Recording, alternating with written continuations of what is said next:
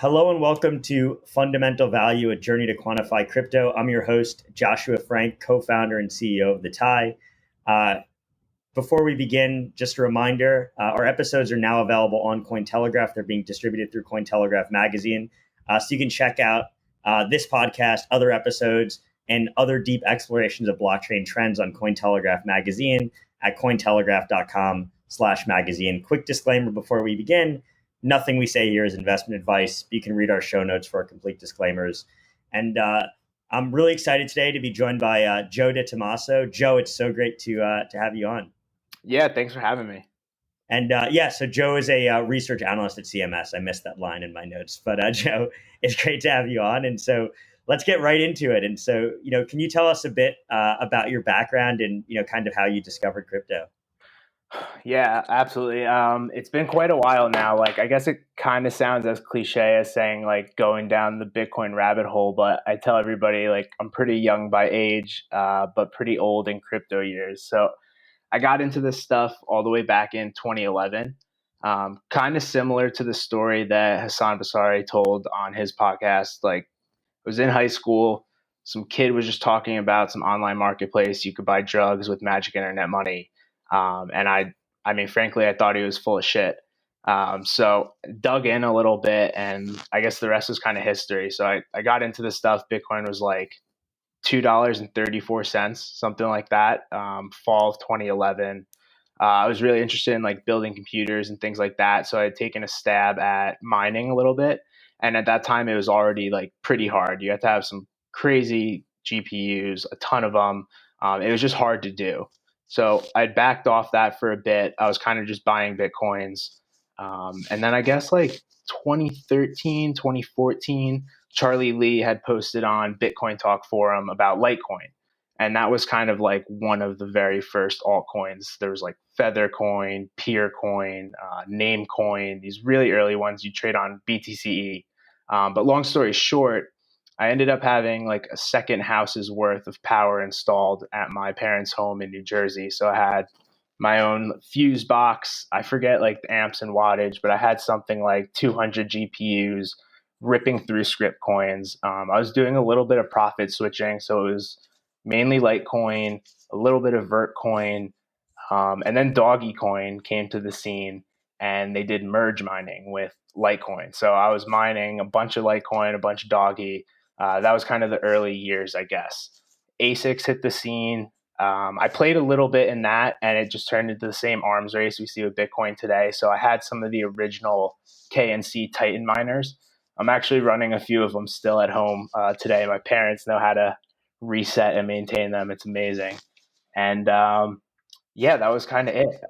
I wrapped up mining, I think, kind of late 2014. And then it was just all trading from then on. And so, you went to college, and so, were you still involved in crypto when you were at college? And then you left, and you actually didn't go right into crypto, but you kind of did shortly after going to Falcon X. So can you talk, a little bit about that? Yeah, definitely. So I actually ended up not going to college. I was just full-time mining Litecoin. And then when I wrapped that up, I had gone back. So I did a little bit of time in traditional finance. After college, I was trading international ETFs up in Greenwich, Connecticut. And I guess it was late 2018, 2019. I was kind of asking myself, what am I doing? I'm living this dual life still, so to speak. So it was trading ETFs by day, trading futures on OKCoin at night. And at that point, I felt it was kind of time to go get involved a little bit more and be a part of the community, if you will. So that's how I was just on Angel List looking for crypto startups. Falcon X had popped up. I mean, the team over there is phenomenal. For people who don't know, Falcon X functions as a digital assets brokerage. So aiming to offer kind of the full suite you would see in the traditional world: lending, credit, spot trading, things like that. And over there, I was helping to head up the OTC desk for US hours. And so, so what made you then decide to, make that switch and come over to CMS? And can you tell us a bit about the firm? I mean, I think everybody knows the CMS Twitter account, which is the best Twitter account in the space. if I have to say, but there's a company behind it. There's a prop fund behind it, right? So would love to kind of hear more. Yeah, so I mean, I left Falcon X like right in the heat of DeFi summer. It was like 2 days before YFI launched. Um, Balancer, I think, had just kicked off liquidity mining. Compound had just launched their token. Things were going kind of crazy. I think Compound got up to like $270, and everyone was like, "All right, what's going on here?" So at that point, it was just like too much to manage between the personal account and Falcon X. And frankly, when I left Falcon X, I had absolutely no intention of going to work again. I was like, this is it. I'm just going to manage my own funds and do my own thing. And I kind of just happened to stumble upon Dan and Bobby by chance. Bobby Payone from Proof of Talent had posted a job ad to Twitter actually, and I was combing that every day for DeFi stuff. It was something along the lines of, I've got a great opening for an analyst position for a fund in Boston and New York.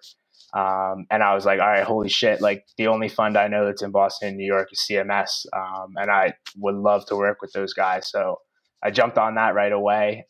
Been here ever since. I guess it's been about a year now. Feels like time's kind of teleported.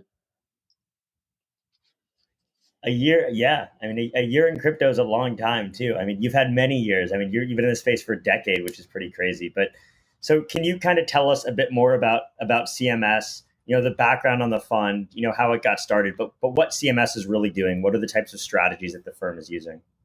Yeah, definitely. So, kind of like you had mentioned, it started out basically core prop fund. Same stuff Dan was kind of doing over at Circle, trading a lot of the futures curve against Bitcoin, smaller stuff, and kind of quickly ramped up. I mean, those guys really timed things very well around the next bull cycle, if you will. So at this point, we function kind of on a hybrid model. I would say we're very close to maybe a 50-50 capital split between actively traded stuff and then venture style investments. And on the actively traded side, we're out in the market basically everywhere you could imagine, both on centralized exchanges and decentralized exchanges. We do a ton of liquidity provision. We have some automated strategies. We trade a lot of the futures curve against most of our portfolio. And then on the venture side, a lot of what we try to invest in is primarily on the application layer. And I say that because we aim to invest in things we see ourselves using or becoming customers of eventually. So things that kind of fall in line there, lending protocols, DEXs, money markets, stuff that we all kind of know from, I guess, our trading desk era, and things that we feel we can really kind of like dig in and provide useful feedback to both the team and the community there. So that's kind of like our bread and butter at CMS. And so, on the venture side, are you primarily investing early stage in the application layer? Are you guys trying to be, one of the first pieces of capital in, or are you also investing in liquid tokens and taking long-term positions? Yeah, so I mean, we kind of go across the board there. I think obviously earlier is the better, just in terms of the return on capital. But at the same time, there's a lot of projects you kind of just want to be a part of. Some of these more blue chip names or things that have been around for a little while, sometimes they'll be looking to raise money out of their treasury, and we'll do things like that. Sometimes they're looking for liquidity providers, and we're happy to jump in there. We kind of jump in all across the lifespan of, I guess, the investment cycle, for lack of a better term.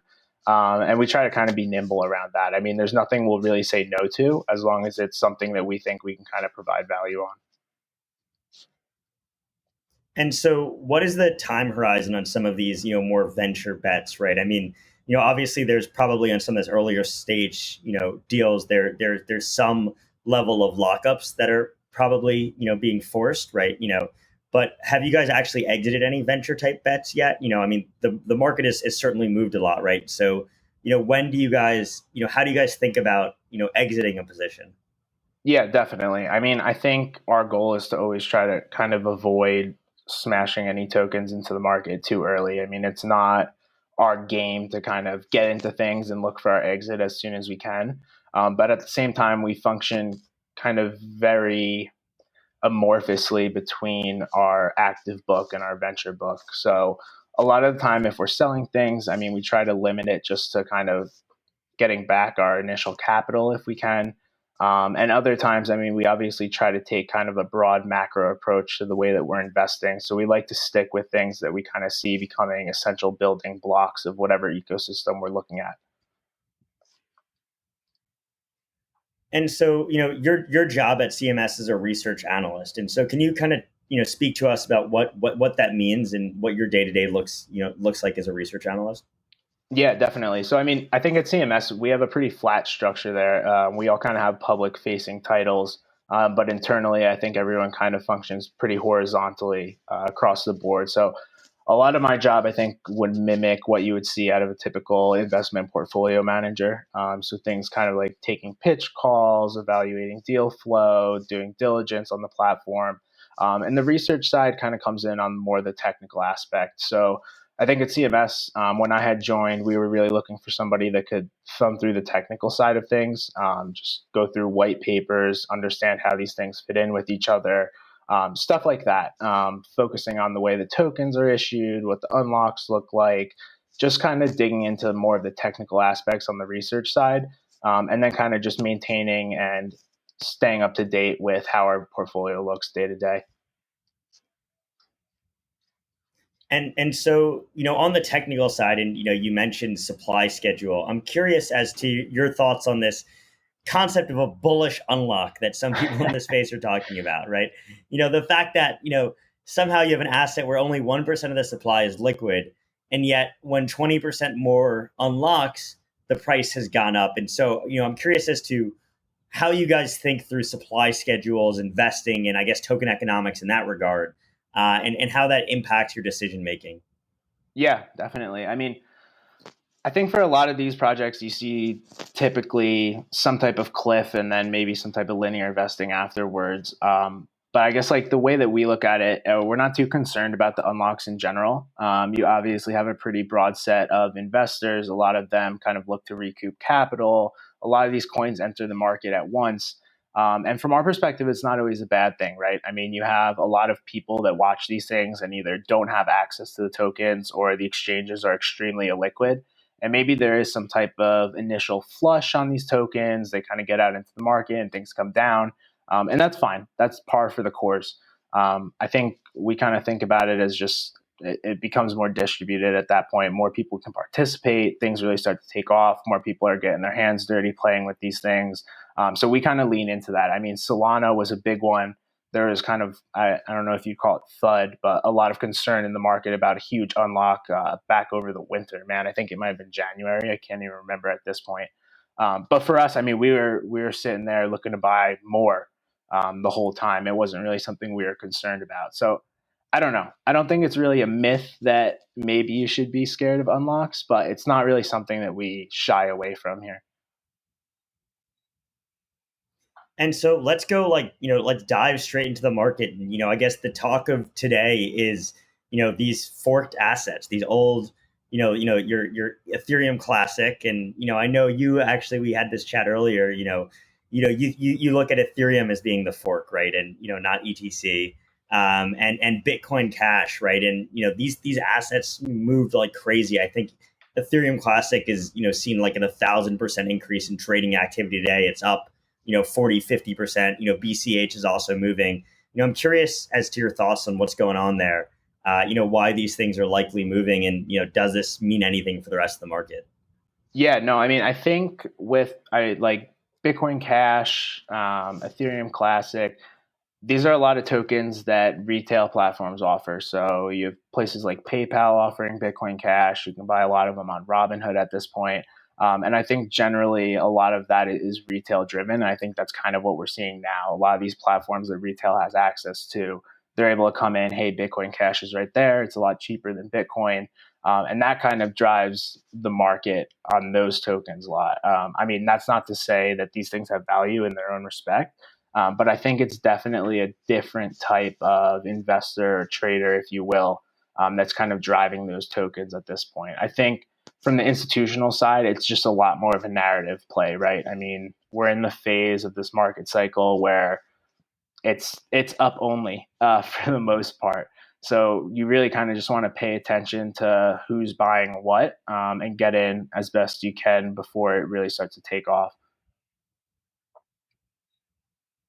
And so how do you think, and how do you guys kind of play these retail narratives, right? I mean, you look at, for example, Cardano, and you look at Theta, and you look at some of these other assets that are clearly driven by YouTube, and by TikTok, and by some of these, these other social media platforms where, us being, deep in the crypto industry, we laugh at this, right? And we're like, what the hell is going on here, right?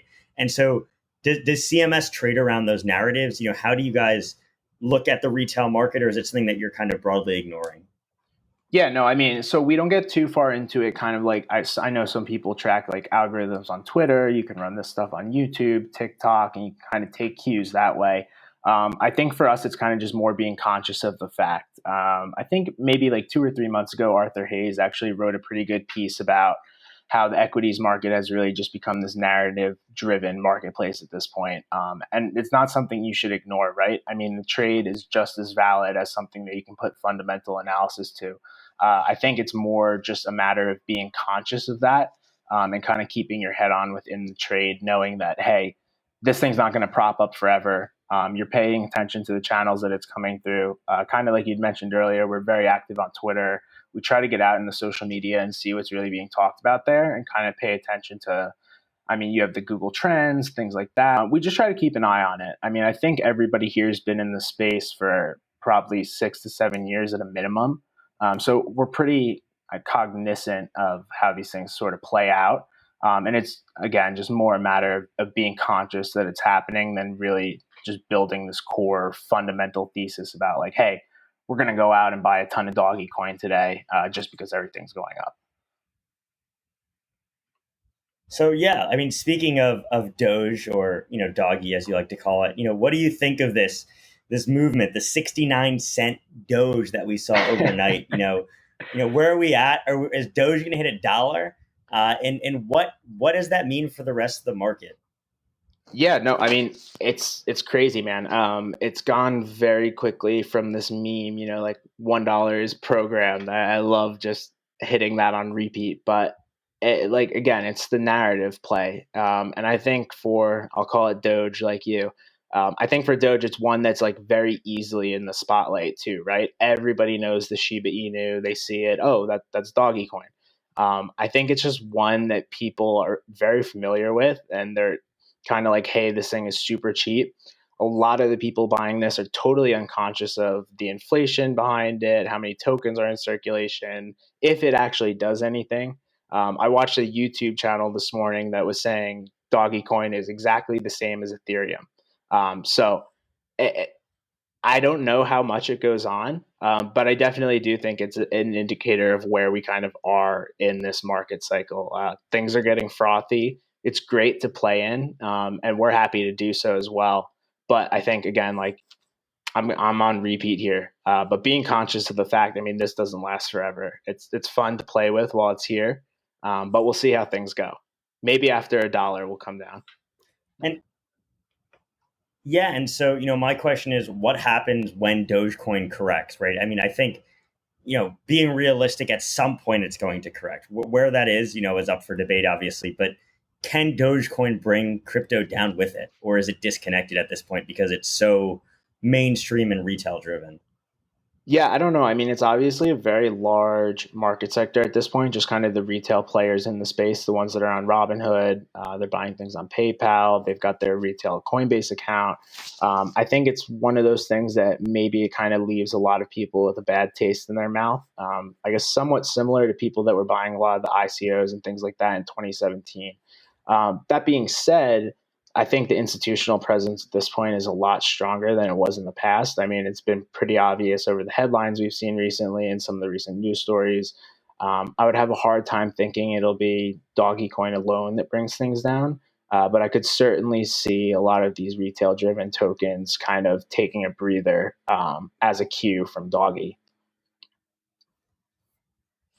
And so, kind of speaking about the institutional landscape, right? I mean, obviously, you've been in this market for a very long time. You're in this market before any institutions were here, right? And, they've trickled in since, 2014, 2015, with some of the Chicago prop shops, more market making and doing things like that. But we've started to see real large scale institutions, whether it be endowments or pensions allocating, or large traditional hedge funds. And I'm curious as to, your thoughts on what that landscape looks like today, if it's got further room to grow, how much these guys are actually playing in altcoin markets versus Bitcoin. Because before I think it was just Bitcoin, and now I think it's expanded. But I'm curious as to your thoughts and how much those institutions are actually driving the altcoin rally versus being retail. Yeah, definitely. I mean, I think kind of similar to Doggy Coin, like institutions were a meme for a while too, right? You had Bitcoin trading at double digits. I mean, even when we were at triple digits, it was like institutions are coming, institutions are coming. And we really didn't start seeing that until maybe late 2019 and really into 2020 and 2021 here.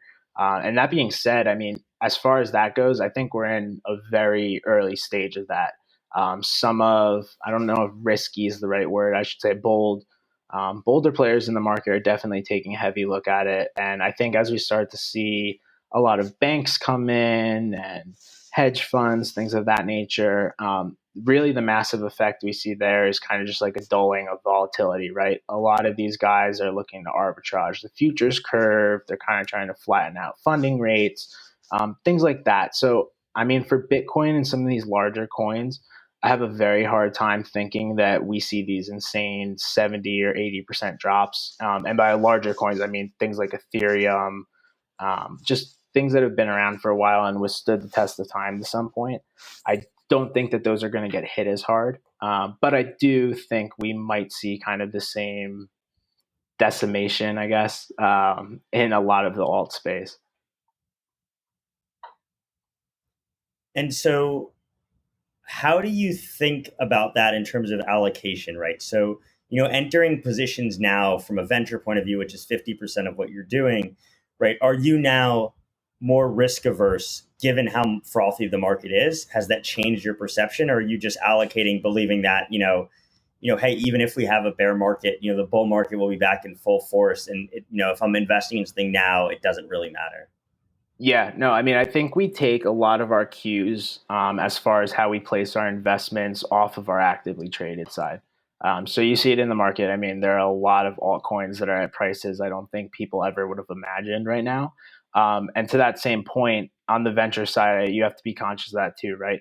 Valuations are skyrocketing. Time to close deals is pinching. I mean, some of these things you talk to a team, and 2 days later the round is closed.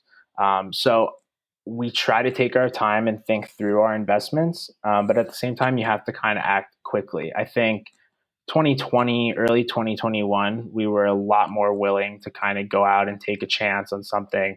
Maybe we didn't fully see how it fit the picture, or maybe it was a lot earlier than we would have liked. At this point, I see us passing on a lot more deals than we would have previously. And I think that's really just based on what we're seeing kind of in the open market. I mean, how do you even do due diligence on some of these deals, right? I mean, in 2 days, it's very difficult to do due diligence, and it's hard to do a technical deep dive into these things, and all sorts of different stuff. I mean, it feels like for me, it's like the second one institution goes into something, that's just like this person gives it its vote of confidence. Then others that like to co-invest with that institution are kind of tacking on. I mean, do you feel like you're doing a little bit of that tacking, or do you feel like you're able to do complete due diligence on some of these assets? Yeah, I mean, it's a 24-hour job, right? I mean, the market's open 24 hours a day, and I think that kind of lends itself over to the venture side too. So it's like a lot of the time when we talk to projects, we've either heard about them before or we've gotten some kind of intro. So we do have a little bit of information prior to the conversation that we're able to diligence. And after the convo, it's kind of just a sprint. So we're kind of afforded the flexibility at CMS where we don't have outside capital. So we don't really have these LP checkoffs or people that we have to kind of ask, like, hey, is this okay? It's a lot of like we're going off our gut from how long we've been in the market, and we're diligencing things as much as possible. I'm speed reading white papers sometimes. I'm trying to hash it out to the team so they can understand it too. But sometimes, kind of like you said, it's like you have an anchor team already on this investment, and you take your cue off of that, right? You have a lot of these larger funds where the vote of confidence is strong, and maybe you're able to be a little bit more relaxed on things that you might typically look into because of that. So it affords you some maneuverability, but we do try to dig in as much as we can. But it's a lot of a speed game as much as it is an understanding game. And in terms of the flow that you guys are seeing now, I mean, there's so much DeFi flow. I'm sure you guys are seeing it, right? I mean, how much of this stuff just looks like the same deal over and over again versus how much of what you're seeing is now novel? Man, so like I think with a lot of the newer layer ones, so things like Solana, things like Polkadot, you encounter a lot more original stuff. And that goes, I mean, you have dexes on Ethereum, but maybe not so much dexes on Polkadot. So you're able to give it a little bit more originality, or at least credit for what they're doing. Um, I think at this point, we're seeing a lot of the same thing. I mean, dexes are the easiest one. It's a lot of, hey, we're launching a dex on Polkadot. Hey, we're launching a dex on Solana. And you're like, okay, well, what does it do differently? And some people, maybe it's a buy and burn mechanic on the token. Maybe it's front running protection. I mean, there are interesting things that you can kind of add onto these platforms that you see a lot of. But you do see a lot of kind of copy pasta, if you will. And we try to kind of veer away to that or from that to some extent. And so let's kind of dive into the biggest L1, which is Ethereum. And, Ethereum has been absolutely crushing it, hitting new all-time highs. And so what do you think is the driving force behind, ETH? I mean, ETH was very static for a while. Everybody was talking about, gas fees being exceptionally high and, now moving to Binance Smart Chain, on the CDFI side. And, we'll talk about that. And moving to Solana, and now all of a sudden ETH is kind of risen from its slumber. So I'm curious as to why you think that that's happening now, and what impact you think that's going to have on the rest of the market. Yeah, no, I mean, I think it's taken a very similar path to the way that Bitcoin caught some traction. You get to a certain point where things just get too big to ignore, and I think kind of similar to the way that we were seeing the spot markets just relentlessly bid up in Bitcoin over the winter. I think Avi from Block Tower had written a post about this too, but you're kind of seeing the same thing in the Ethereum market recently. There's a legitimate spot bid out in the market for this stuff, and it's real buying happening. I think at this point too, you start to compare a lot of DeFi to what you see in the traditional world. Interest rates are just obliterated in traditional finance. In Ethereum, you can go out and lend stable coins at 10%. At a certain point, this stuff becomes too legitimate to ignore. And people that are seeking returns, I mean, it's right in front of them. It's something that you just have to pay attention to. I mean, for me, outside of trading this stuff, I actually did not own a single Ethereum until I think the March of last year. So, I mean, even for me, who's been around in the space for a while, That was a good time to buy ETH. Yeah, I largely ignored it though, right? I mean, the biggest thing you saw going on there was crypto kitties. And you're like, what is this? People are selling these internet images for hundreds of thousands of dollars, and it almost seems like a joke. But as the use cases come to the market, as more money enters the market, these things just really legitimize themselves, and everyone has to start paying attention. I had an exceptional amount of ETH that I bought in 2018 at a 750 cost basis, and I looked like a complete idiot for a very long period of time with that position. I was underwater in March 2018 when it went down to 2020 when it went down to like $94, $97 or whatever.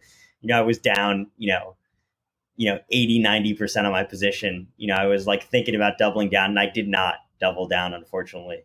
But that was a good time to buy. I put all my money in Bitcoin, so I'm up. I'm up 20x on that, but I'm not up the 35x that I would have been on ETH. Dude, I had my finger on the buy button for the original Ethereum pre-sale that was pretty much going off on Bitcoin Talk Forum. And at the time, Bitcoin had come down from its high of 1100. I think we were all the way down in like the 2 or 300s. And that bear market was brutal. That was scarier than I think any drop that we've seen in any of this stuff, just because we were at this point that it was like, is it still going to die? I mean, people didn't know if it was actually going to last. And for me, I was like, okay, I'm either going to buy, I forget what it was. I think it was 2,000 Ethereum for like 1 Bitcoin or something crazy like that. And I was like, all right, I'm just going to stick to my guns and hold Bitcoin. And I mean, it's worked fine. Do I wish I had bought some? Yeah, in hindsight, of course. But I think luckily for us, there's opportunity all over the place still in this market. And so, speaking of Ethereum, we're now seeing a lot of new L1s, come to market, right? I mean, there was a lot of, L1s that had ICOs, back in 2017. A lot of them are, I would say flops like EOS. But, we're now seeing the rise of, some of those 2017, 2018 coins, but also some newer, some newer assets like Solana. And so I'm curious as to your thoughts on this layer one race and whether or not you think it is a race, if it's winner take all, or if you're envisioning a multi-chain future, and where is kind of CMS, placing its bets in that regard? Yeah, definitely. So, I mean, I think kind of just like circling back to the way that we invest here, we sit behind a pretty broad macro thesis that the multi-chain universe is real. And we kind of look to invest accordingly along that idea. So I think it wasn't very clear probably up until 2018, if you're giving it a little bit more credit than it's worth, that a lot of these things would kind of act in tandem. I think when Ethereum first came out, it was this massive battle between Bitcoiners and Ethereum holders, like, oh, Ethereum is the next great thing. You can do these smart contracts. Bitcoin is done. It was a lot more kind of like head to head, this or that. I think now with a lot of these L1s, you see things kind of filling the void where others aren't. So in the case of Solana, I mean, their claim to fame is their transaction speed and the throughput on their chain. And it's legitimate. And it lets you open the door to a lot of things in the traditional world that haven't really existed in, I guess, DeFi to this point. So things like high frequency trading, some legitimate centralized limit order books, stuff of that nature. And I mean, that's not to say Ethereum won't do it eventually. But right now there is some demand for that stuff, and Solana's filled that void very nicely. So you start to see things acting in tandem, right? I mean, you can go trade on Solana and bridge your stuff back to ETH and stake it up for some great yield in Wired or Alchemix or things like that. And they work together, and there's nothing wrong with that. And I kind of on the same regard, we'd been missing something that really ties it all together at once, right? You have these bridges from chain to chain, but not a lot of things that just allow quick portability or quick interaction. So you have layer twos like Phantom, or Phantom's layer one, but it operates somewhat like a layer two on some of these swap platforms. You have Polkadot, which we've been really bullish on for a while, kind of filling this interoperability void there. And we're pretty hopeful that things keep going this way. I mean, I think they will. I think that there's a lot of money kind of driving these things in the direction that everyone sees. And eventually, I mean, I personally see it like each chain is going to function as their own sort of nation state. It's fine if you want to reside in Ethereum. It's fine if you want to reside in Solana. But at the same time, you can do things between the two. And I think that's the direction that we're heading. And so, how do you think we get to a place where we get mainstream adoption of some of these blockchains, right? Because, certainly ETH has started to get some of that, right? I mean, a MetaMask is relatively easy to use, and, things like OpenSea have, 80, 100,000 active users, right? I mean, there's real usage on Ethereum. I mean, I think 40% of Ethereum transactions are DeFi at this point. I think I read that today. I could be wrong. But you look at Solana, for example, and I'm super bullish Solana. I have a ton of it, but like Solid and connecting that to Serum is just not that great of a user experience right now. I don't think the average person is doing that yet. And so, how do you think we're headed in that direction? How long do you think it's going to take? What do you think needs to be in place to enable that? Yeah, no, I mean, like mainstream adoption, quote unquote, for me is like the point that these things, or I'm sorry, what you're using really gets abstracted away. So I don't think a lot of people kind of give themselves enough credit in this space. Like we're all super nerds. I mean, you log in, you're staking things to Wire, you're farming things on Compound. Like going to these native platforms and doing it yourself is a legitimate tech lift. I mean, you really have to kind of know what you're doing, understand how to interact with MetaMask. It's a large haul for a normal user. And I think it's also a large haul for people that are very akin to just traditional markets in general. So I think when we get to this phase where a lot of the interaction is abstracted away, you and I don't even know what chain it's operating on. I mean, I do not have a strong understanding of what's happening under the hood when I go to a website, right? And I think most people don't. And I think it kind of looks the same way for blockchains in the future. I think once we kind of get away from this nitty gritty of interacting with things directly, and we start to see platforms kind of just abstract that away for the end user, we kind of get to this world where the word mainstream adoption becomes a little bit more legitimate, I think. Yeah, I mean, I think that's a fair point. I think we're seeing that with Top Shot and Flow. I think that's probably the first real example we've seen of that. But yeah, I mean, I think that makes sense. I mean, I'm on the same boat, right? I mean, constantly we interact with obviously institutional customers, but also retail, and we just see just how hard it is to interact with some of these websites, some of these protocols, and I guess my question for you is, you know, how, for example, could you have something built on ETH that becomes mainstream usable when the fees are so high, right? And if the developers have to eat the fees, how do you kind of accomplish that? Or do you think it's easier for products to be built on things like Flow or Solana or these other cheaper and faster blockchains? Yeah, so I mean, like, I guess I don't know if attack vector is the right word to use here, but a lot of the way that these other chains have kind of pulled users away from Ethereum or kind of attacked their user base is like, hey, we're faster, our fees are cheaper. This is the place to be, and it's done well for now. The fee game has gone on, but at the same time, I think there's a lot of things coming to Ethereum that are going to improve that, and maybe that goes away completely. I don't think everybody really knows how ETH2 is going to look in the wild. I don't think we've seen the final kind of vision around layer twos on top of Ethereum layer one. I think that there are solutions that will kind of ease the burden as it is today. And I mean, it's a good point too, right? The fees are so high that somebody who just wants to play around with this stuff, it's like you go to Uniswap and sometimes it costs you $100 plus just to trade something. That's insane. That's a lot of money for just the regular user. I want to buy some Uniswap tokens on Uniswap Dex and I got to pay $100 just to get 5 of them. That's crazy. I'm almost paying as much gas as I am for the tokens themselves. So right now, I mean, it's a bottleneck. I don't think it's a permanent wall. And I think we're kind of in the very early stages of seeing how that kind of gets tackled. And so when looking at investing in a layer one like Solana, how do you go about assessing value, and how do you think about your investment thesis in a layer one, and how value should accrue to a layer one as opposed to an application built on top? Yeah, definitely. I mean, I think for us, evaluating layer ones comes down to the developer base. Electric Capital actually does these awesome quarterly reports. Basically, how many GitHub commits have come to a layer one over the last 3 months, how many new developers have come to the platform, how many total developers are on the platform. And I think that's a really great cue just in terms of understanding what's on the horizon and kind of where the next ecosystem is developing. So we pay a lot of attention to the developer activity. I think we see a lot of that on Solana. Polkadot's been very popular. Cosmos has an unbelievable developer base, and I think it's very underappreciated at this point. And then there's some other ones kind of on the periphery. AVAX is there. There's a good amount of things going on Algorand at this point.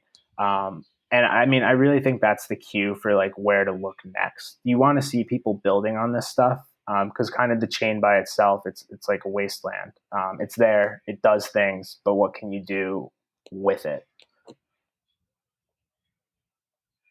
And so how do you think about evaluating where to invest, right? So you see that Algorand has a lot of developers and Avalanche and these other protocols, right? But what tells you that this is the asset that I want to be in, or this is a fair valuation to enter this asset versus another one, right? Especially, specifically on the layer one front.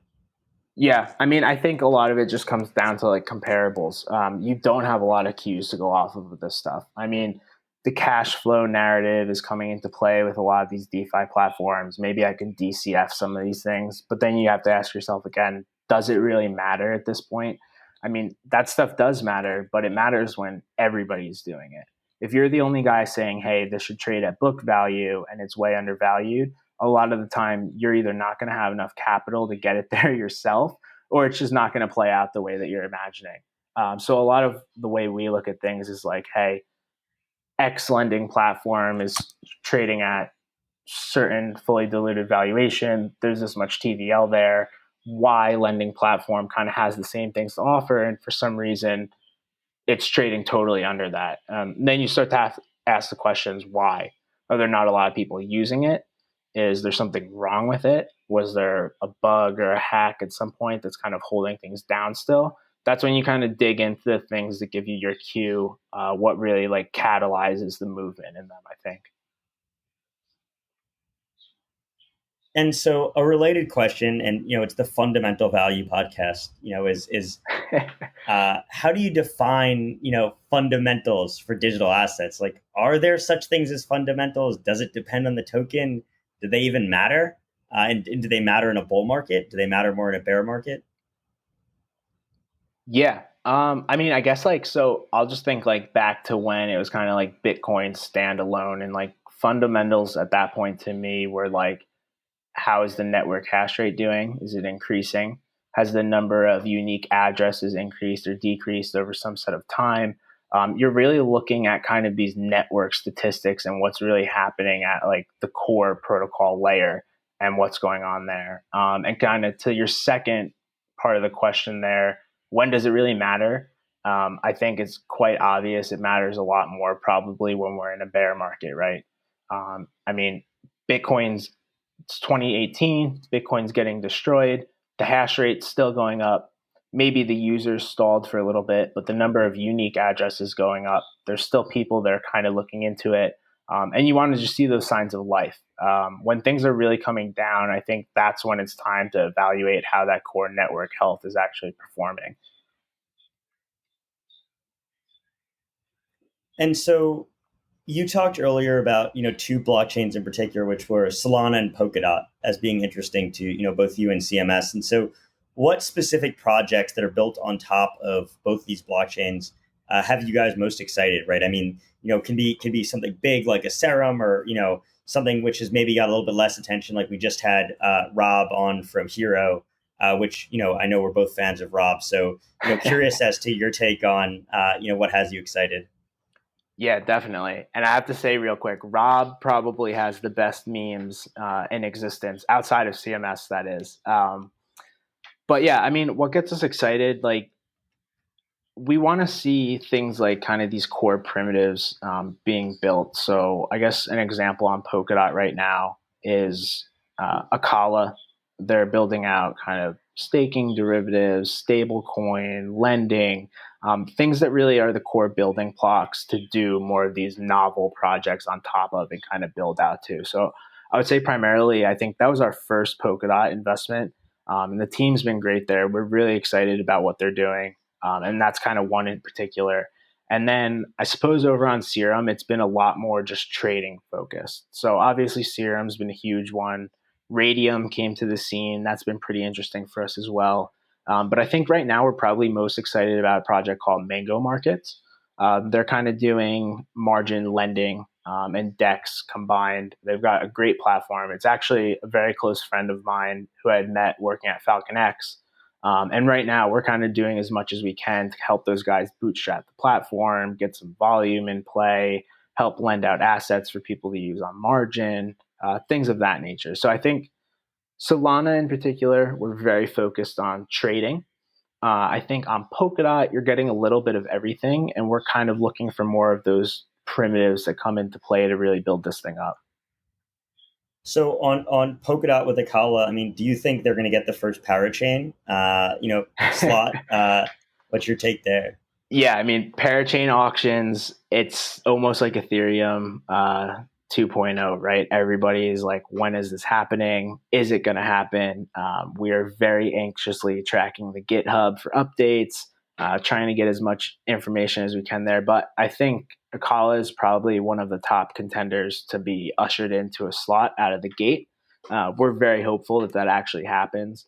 But I think at this point, there's been, I don't want to call them winners because there's obviously a lot of very attractive platforms that are going on Polkadot. But I think Akala is definitely kind of in the winner bucket that has the backing to pay for a slot, And then B, I think they're probably one of the most developed projects in general. Those guys have all been ready to go for quite a while. The platform on testnet's been really nice. I think they'll probably be first in line. We'll see how the auctions actually play out. But I would be surprised if they're not one of the first to the scene. How much do you think the first slots are going to cost? Do you have any idea? It's been crazy, man. When we first started investing in Polkadot, I'm trying to think. Like, I think the estimates were like $5 to $10 million, maybe around that range. And that's a lot of money. At this point, I mean, we're hearing crazy stuff. 25, 30. I mean, maybe we even get to 50 million. That would be totally nuts. But I really don't know. I mean, it seems like every single time we have the conversation, the number goes up by at least 5 million. And also, I mean, the time to launch extends a little further too. But we're very hopeful that it'll happen sooner rather than later. And I think everyone will be surprised how expensive. I mean, do you think there's a... Sorry, go for it. Do you think there's a major advantage to I was going to say, do you think there's a major advantage to launching first? Like, is it worth $25 million to say that you're the first, parachain and to get all that interest and that activity? I mean, because everybody kind of thinks it's a collar, right? I mean, that's kind of the conversation, right? But I guess it's kind of a see it when see it when you see it type thing. I mean, I wonder how much of a buy the rumor, sell the news type event this could be. Yeah, no, I mean, I think that there's a lot to be said for the first mover. You're kind of there and you're quote unquote fully functional to some extent. But at the same time, Polkadot offers a lot of options to interact with its core relay chain outside of having that parachain slot. So one of the methods is something called a parathread. In that regard, you're essentially paying for the transactions that you push through the relay chain as opposed to being directly connected to the relay chain itself. I mean, you can connect to other parachains that are already connected there. So there's a lot of ways that these platforms can kind of be a core piece of this ecosystem without having a slot themselves. And at this point, we kind of like to hear that teams have a backup plan. Because kind of like we were just saying, it's going to be very expensive. It's going to be very competitive. And if it's essential that you're connected to the Polkadot relay chain for your platform to be fully functional, it's also essential that you have some sort of plan to get there if you're not going to be able to get one of these first slots. So, I mean, I think it'll be beneficial to get there first. Do I think it'll be the end all be all? Definitely not. I mean, this stuff's super early. We're going to see how it plays out. And I think that picture will become a lot clearer maybe over the next 3 to 6 months. So you guys are also, deep into farming. And so, what are you guys, currently interested in, from a farming perspective, either with your personal account or with CMS? And, with your personal account, what's the shittiest farm that you've gotten involved with? Yeah, definitely. So, I mean, at CMS, we'll play in a little bit of everything. Over the summer, a little bit before I was there, I know these guys were in basically every food farm you can imagine. We were huge farmers in things like Based. There was pasta. There was, yams. I mean, yams is still around and they're doing interesting stuff. But I mean, I think pasta was probably the worst one for me personally. I got in it very early. I actually sold one pasta for like 67 USD from YEarn. And after that, it was just like instantly down. Like I have the screenshot because it was hilarious. I was like, can't believe I sold this for $60. But that one just like didn't work out so well. And then on CMS, like my worst one actually, Hassan got me into. It was were you in Glacier Swap?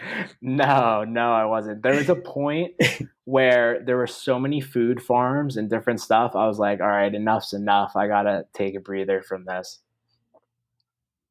Yeah, I was up like 600% in the first like 10 minutes, and then I lost. I'm down 99.999%. I think at this point. You get the full kind of emotional picture all in an hour there. It's incredible. And so you were saying with CMS though, in terms of what CMS was in. Yeah, so I mean, a lot of the platforms we're investing in today are DeFi focused, and that comes with the necessity for liquidity to some extent, especially when they're launching out of the gate. So we find that kind of one of our core benefits here, and I think it makes it a little easier not having outside capital as well, is that we're able to stake to a lot of these platforms. We're able to sit in pools for a lot of these platforms. And that's really one of the things that we try to offer to teams. So I think you can safely assume that if an investment that we have has some type of liquidity component to it, we're in that pool. I think lately it's been all over Twitter and people are giving us trouble about it, but like we've been very large farmers of Alchemix. We love that platform. I think there's a lot to be said about these sort of grassroots DeFi projects that kind of pop up without really connection directly to like the institutional side of the industry or a lot of early backing. And we find those to be really interesting. So we do as much as we can to kind of support that there. So I like Alchemix is a really big farm for us. Sushi was really big for us as well. We're still in a lot of the liquidity pools there. And we try to make our assets productive. So, I mean, Dan posts to Twitter like our P&L graph quite often. And we have kind of a dedicated book for that called Farmfolio. So it's a large portion of what we do. I think like daily farming, kind of harvesting the crops is an everyday task here. And I think it's something we think that we're good at. We are early to it. We're going to keep doing it. Is that CMS intern who's the one farming the crops? No, CMS intern, let's see, he starts full-time in July, so he doesn't get access to these things yet, but he's definitely there pushing the marketing front and gracing us all with some meme videos. And so what are your thoughts on Binance Smart Chain and CDeFi? Do you think that's a long-term play or, just a lot of short-term kind of, farming and trading opportunities? Yeah, so I mean, Binance Smart Chain is interesting. A lot of people have trouble with the way that their validators are run. They say that they're too centralized. I think it was a lot larger of a point of contention when this stuff first hit. But kind of going back to our earlier conversation, it's become too big to ignore. I'm not sure if it's still true at this very moment, but there was a point in time, if not still, Binance Smart Chain had the most stablecoin liquidity out of anything going on. And there's a ton of things going on PancakeSwap. There's yield aggregators like Bunny. I mean, these names trip me up still. But in terms of Binance Smart Chain, I mean, I think it's legitimized itself. It's something you can't ignore. I think it'll be around to stay. Maybe they need to change a couple things about how it operates. And in terms of CDeFi, like we have the Coinbases and the Binances of the world today. But I think kind of as we move towards the future, you start to see these centralized entities dissolve a little bit. It's a little less of centralized custody, a little less of centralized trading. Maybe they're casting some of what they do out to a lending platform. Maybe they're building their own decentralized lending platform. I think you start to see the mesh kind of become a little less to recognize between what's DeFi and what's a centralized exchange. I think that's where we're headed. I don't think CDeFi is something to shy away from. I think it makes a lot more users comfortable with using something. But yeah, I mean, I guess that's kind of my thoughts of where we're at there. And so, we're obviously very deep into a bull market. And so what are the, and I guess we kind of hit on this a little bit, with investing in a bull market and having, basically to make decisions in like a second as to whether or not you want to be part of a round and missing out on things. But, what are the biggest, challenges aside from that with, both trading and investing in a bull market? And, where do you think we are at this stage? And, have you personally taken any chips on off the table, right? Has CMS decided to move into a cash position or thinking about it at this point? Or are you guys still, like number only goes up at this point? Yeah. So, I mean, I guess me personally, I've lived off of this stuff for the better part of 10 years at this point. So for me, it's like, I'm in Bitcoin, but is it something I'm like speculating on? Not really. It's like my core, like monetary base. Like I spend out of my Bitcoin holdings. I pay for I hold very little cash. I basically pay my bills and a little bit of the Bitcoin I'm holding each month, things like that. So, I mean, chips off the table. Yeah, in some regards, maybe you start to scale down some of these crazier alts. Maybe you start to scale down the sizes of your positioning.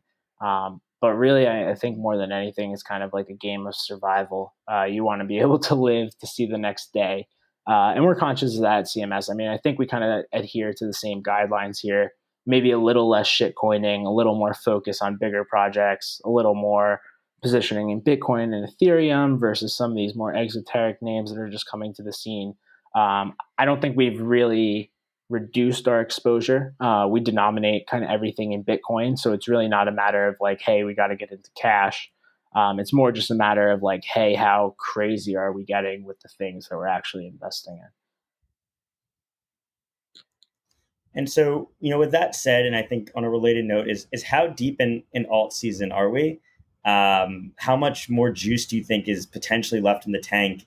And what do you think a market correction looks like, versus a correction, like we had back in 2017 or in 2014 or in 2012 or some of these other corrections that you've lived through? Yeah, definitely. I mean, I think it would be wrong to say that we're not very deep into this thing. I mean, I think the picture is pretty clear on that point.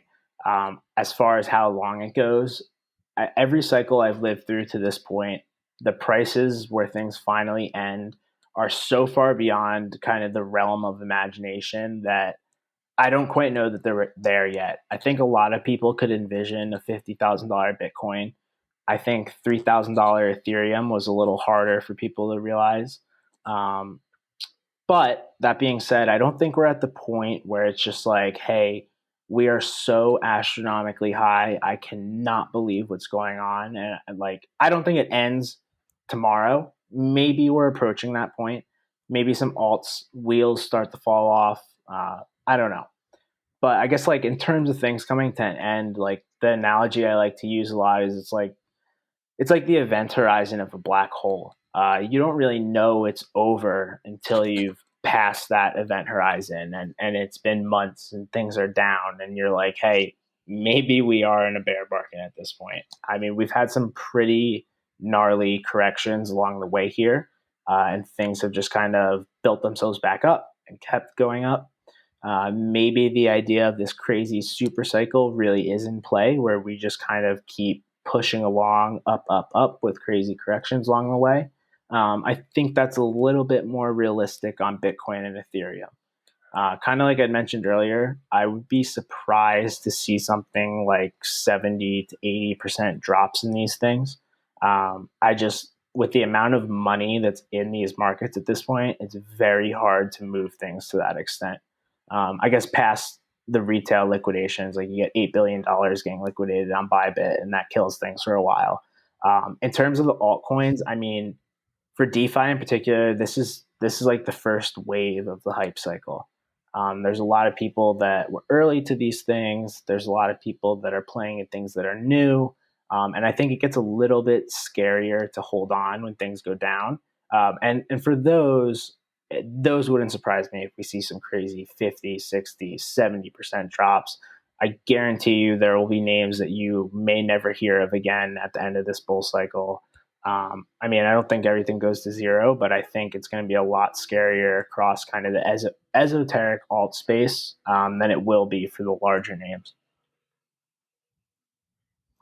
And so, two final questions. The first is, what is an asset people are sleeping on? Either that CMS is holding or in your personal account.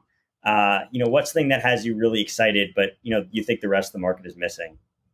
Yeah, so I think a very big piece of traditional markets and DeFi in general is this idea of kind of fixed rate lending. In the traditional world, fixed income is an absolutely massive market. It's the stuff people kind of fall back on when they don't want to be in equities. Maybe you want to make your 3, 4, 5% a year, if that's even available today. But I think a lot of these kind of fixed rate lending platforms and tranched debt platforms are things that people are kind of sleeping on. I think as these become more mainstream assets and as DeFi becomes more mainstream in general, fixed rate lending is going to be something that kind of ties itself into these protocols in one form or another, and kind of a place where maybe people go to seek some safety. Like, hey, I'm done 100x levering Matic on FTX. I'm just going to go buy a bond on MPH and get my, I don't know, 6 to 12% yield. Or I'm going to go over to Saffron Finance and I'm going to sit in one of the tranche debt pools and I'm going to sit in the AA pool. I'm going to be a little safer than some of the stuff. Maybe I'm sitting in the B and I'm taking on more risk. Barnbridge is another one that I'm pretty excited about. They're not quite as sexy as some of this crazy stuff, but I think they're essential, and I think they're a massive market that's been barely touched at this point. And so, my last question is, if you had to, move jobs and actually join a token issuer, as part of the team, what token issuer would you choose to join and why? I don't know, man. I'm going to the grave with CMS, I think, but that's a tough one. I mean, I think if you could be an advisor to any token project, what would it be? Let's change the question. Yeah, no, I mean, I think I would want to, man, I don't know, like specifically, like it would obviously be something DeFi centric. I think for me, just kind of like given my trading background, things like that, probably something more on the trading side. Like Mango would be a great team to be a part of. They're friends. I think they're doing really interesting stuff. I think they have a really ambitious project in mind. But like for me, when I pick tokens, I like the craziest stuff, the things that people think like this won't happen. So I guess I would kind of just max risk on in terms of just weirdness. But I can't come up with like something specifically. Like I really don't have any idea. You're going full-time chicken kebab finance. Yeah, there you go. All right. Well, I really appreciate your time. This was great. Love chatting, markets and DeFi and L1s. And so really appreciate having you on. Would love to have you on again in the future. And so the last thing is where can people find you online? I'll obviously link it in the description, but where can people follow you and CMS?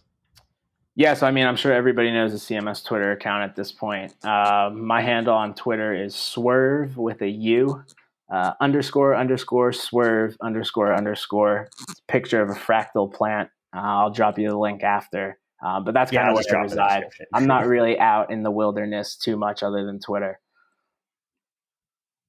All right. Well, I really appreciate having you on and great chatting. Awesome. Yeah, thanks for having me, man. It's been a lot of fun.